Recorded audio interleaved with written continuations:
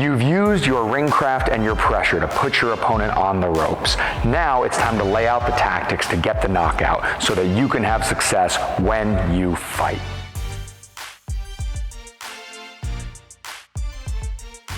Assisting me with today's lesson is going to be our competitor, Renee. Hey.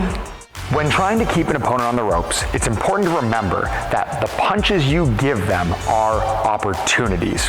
When you're new, everybody thinks of punches as these scary attacks that must be avoided or shied away from or feared, but the more experience you get, the more you learn that it's tough to work with a withholding opponent, and it's a lot easier if you have an opponent that's giving you punches because they're giving you patterns and data points to make decisions and opportunities to escape.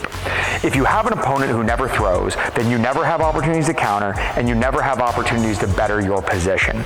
If somebody's giving you big punches, like a right hook, you can use that right hook both as an opportunity to counter, and you can use that empty space left on their right side as a position that you can step through to exit from a bad position. So, thinking about punches as opportunities, let's talk about keeping an opponent on the ropes if you're on the outside, just out of range. So, if you're on the outside, you're acting as an obstruction, and you're giving them punches that don't create big, obvious exits for them to move through you. You're using your straight punches up to the head, you're using your uppercuts, you're stabbing to the body and throwing hooks to the body to pin them in place and corral them in front of you and cut off exits. You're using your feints to undermine their confidence. You're doubling up on the same side so that they can't predict where they can exit easily from, and they're likely to run into punches. And you're playing with rhythm. The half beat and the long beat are going to catch this person overreacting as that mental burden of specifically dealing with these punches builds, and it's going to give you opportunities to counter. The worst thing you can do when you have an opponent on the ropes is to throw alternating hooks to the head on rhythm. Those are easy to defend, easy to see coming, and create huge opportunities underneath your arm for that person to step through you and exit back toward ring center. As we move from the outside distance into the middle distance with our cornered opponent, our tactics change. So it's tempting when you're in that middle distance to throw up that high guard and meet them guard to guard. But if you do this, it's easy for them to catch you and pull through to get past you to ring center, and it's also easy to defend on the line. They can see these shots coming, their line of sight is unbroken, but you can gain an easy advantage here by taking a small angle. You don't want to take a deep 90-degree angle because this creates an exit for them off of the ropes, but taking a 45-degree angle does three wonderful things for you. Firstly, it breaks their line of sight as you hide behind their glove, which means that your attacks over their shoulder and to their center line are going to be more effective. It also gets you outside of that lane of attack, so they can't hit you with that straight punch or that uppercut, and it lengthens their far side hand so that you can see it coming and you can use it as an opportunity to step back and act as an obstruction if they try to go on the offensive.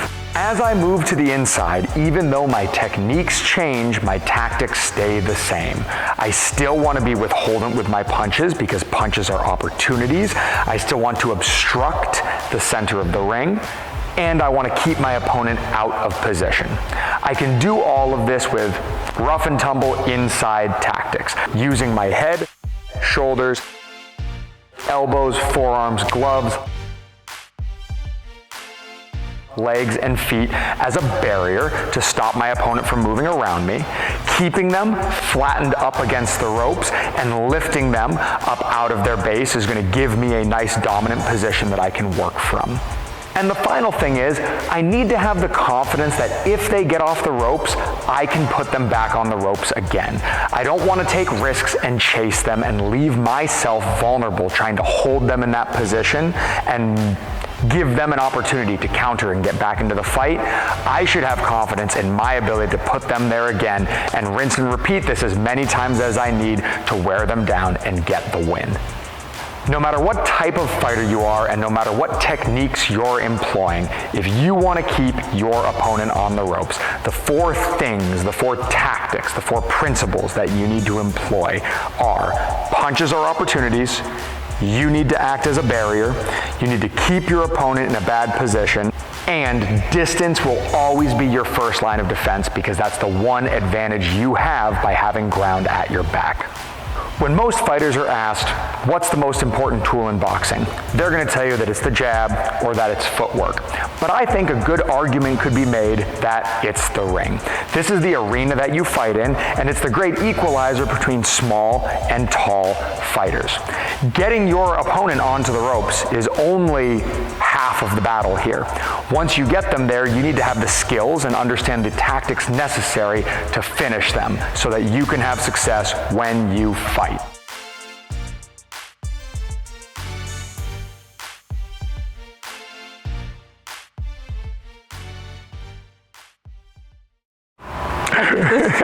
Good. That's perfect. I did it too. I knew you would.